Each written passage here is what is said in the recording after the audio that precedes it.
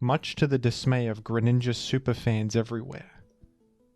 The funny frog, formerly Uber's ranked Pokemon, is now UU. It's a bit weird to see this on my screen right now. This is Pokemon that in Generation 6 was ranked in Ubers. It was absurdly powerful. In Generation 7, it was one of the most central Pokemon in OU. And now in Gen 9, it has been nerfed and also outclassed by various other things. Greninja has fallen off in popularity and has fallen down in usage enough to drop to the underused tier. Protean is an ability that is no longer exclusive to Greninja. Greninja shares this ability with a couple of other Pokemon. Greninja also has been nerfed significantly. Protean only functions once per switch-in, where it formerly used to function on every single move you use. If you use Surf, you become Water. You use Taunt, you become Dark. Not anymore. Now you just proc the ability a single time and you have to switch out and back in. That's quite a significant nerf, but Protean has proven to be a powerful ability still. I mean, Miascarada has maintained its relevance in the metagame, and Cinderace is clinging on with Libero, which is the same function as Protean, same nerf as well. But why has Greninja fallen down then? Well, it's interesting. I think that the big thing is that Greninja is simply less desirable than other options. This is a choice spec set, which is one of the more popular ways to use Greninja in Gen 9.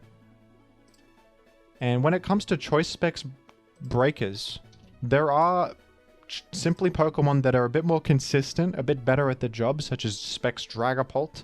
Specs Iron Valiant are probably the most significant ones. And in a lower speed tier, we have Walking Wake as a popular choice specs user as well. And, you know, these Pokemon, Dragapult with its high speed, its great typing, the utility of Infiltrator, U-turn. I mean, Greninja also has U-turn, but Dragapult, I think, can use U-turn a bit better because it outruns more things. For those reasons, Dragapult is generally going to fit better on teams than Greninja. Greninja does have unique coverage, but Hydro Pump Mischance kind of sucks. The thing about Dragapult is you have Draco Meteor, which has a really high power, low mischance, and it's pretty spammable, so is Shadow Ball. So who needs coverage when you have such great stab types? It's a bit more of a reliable way to go versus this being locked into something that's potentially inaccurate, switch-inable. What sucks about Grass Knot is actually, let me show you a calc here. What the most common defensive water type in Gen 9 is actually probably Rotom Wash, and because Grass Knot deals damage based on weight, Grass Knot deals peanuts to Rotom Wash. It's dealing 23 on a super effective. This is factoring in the Protean stab boost, so a little bit unfortunate for Greninja that its grass coverage, while it can still hit, you know, Dondozo and Great Tusk, it doesn't hit one of the biggest Pokemon you need to hit. Whereas you compare it to Meowscarada, who just has Flower Trick. This does heaps of damage to Rotom Wash. Meowscarada is generally the best. It's proven to be the best Protean user in the format. It's high usage still. It's maintained a pretty high usage the whole time. And I think a big part of this is because Flower Trick is a great move. It breaks through boosts. It hits a lot of stuff. It hits Great Tusk. It hits Garganacl, Dondozo, Rotom Wash. It hits all these important targets. Knockoff is a move that is much more scarce in Gen 9 compared to what it was like in Gen 8. Not many Pokemon get Knockoff anymore, and it's a great move to click that even cripples things that switch in against Meow, like Corviknight. Maybe a Volcarona trying to proc Flame Body, something like that. It's a very, not only a strong move, stab boosted with Protean, but it makes progress. And then U-turn off a attack investment is a bit nicer than Greninja, who, if it uses U-turn, will not hit as hard with it because it's a more special attacker.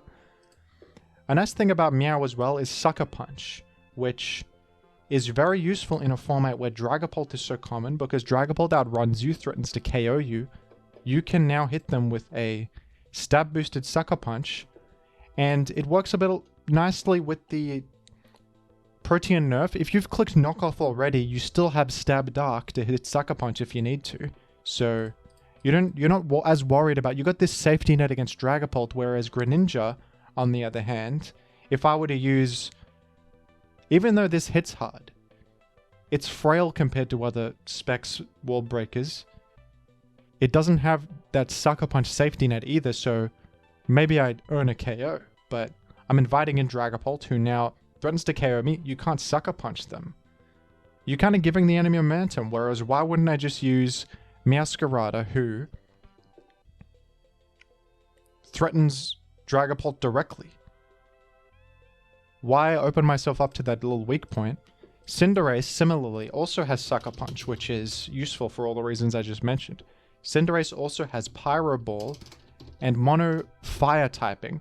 The nice thing about the way that Protean and Libero work now is that if you use Pyro Ball with Cinderace, it doesn't proc Libero because you're still in your base typing. So you can use this great 120 base power stab move, amazing move. Hits a lot of important things. Hits Corviknight, hits... I'm blanking on things that Pyro Ball hits. A Mugulis, you know, Breloom. It's a fire move. It hits Goldengo. That's a big one. Goldengo. Iron Treads, King Gambit. It hits all these important people. And you have Sucker Punch. You can use your Fire Stab and then still have the Sucker Punch Libero boost for later. You have U-Turn. You even have Court Change, which is useful utility. Gives you a bit of hazard control. This also works against Goldengo. It even makes you Ghost immune if you want to do that for fun. Goldengo's in an awkward spot against you if you click Court Change, right? They can't... Obviously, they're scared of Pyro Ball, but even if they click Shadow Ball, you might Court Change. That doesn't really... I'm making things up. That's not really ever going to come up. They're probably just going to switch out. But still, Court Change, useful. So is like Gunk Shot, hits Fairies, hits Hatteran, hits Terra Fairy Garg. High Jump Kick, high power fighting attack, always nice. Cinderace, just generally more desirable. A special attacking Protean user could be okay, but it's a little bit more limited compared to Meow, who has Knock, Flower Trick, Sucker Punch, all these great options, Pyro Ball, more flexibility from these Pokemon. Greninja is not that bad in OU. You could probably make it work. There's probably some teams where it's good, but it's not going to be as popular as these other choices because they're just more consistent. They're more, you know, Dragapult's faster. Iron Valiant has pretty much just as good of in terms of coverage. It's a little bit more hard hitting as a Specs threat. Same with Walking Wake.